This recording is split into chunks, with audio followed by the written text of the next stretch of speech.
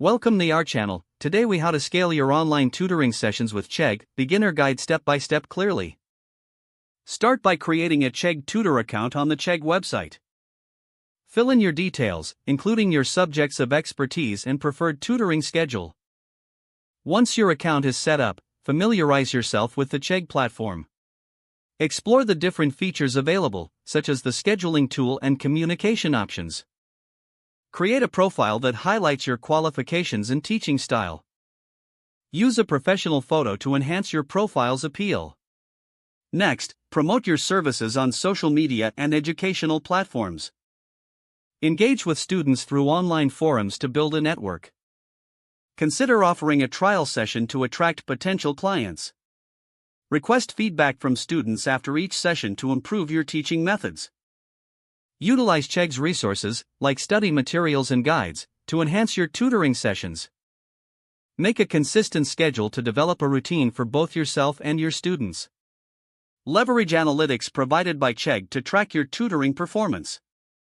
Adjust your teaching strategies based on student needs and feedback.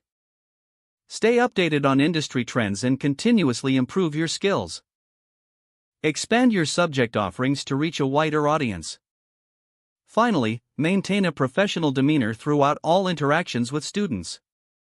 If the page does not load, refresh the browser or try again in a private or incognito window.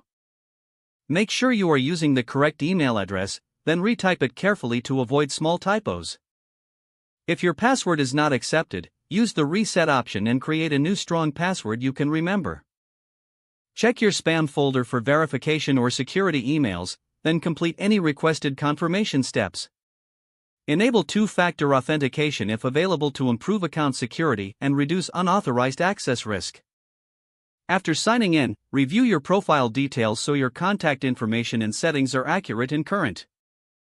If you see an error message, note it down and try again after restarting your device and internet connection. Log out when you finish, especially on shared devices, to keep your account and payment information. If the page does not load, refresh the browser or try again in a private or incognito window. Make sure you are using the correct email address, then retype it carefully to avoid small typos. If your password is not accepted, use the reset option and create a new strong password you can remember. Don't forget to like this video and subscribe to our channel for more step-by-step tech guides.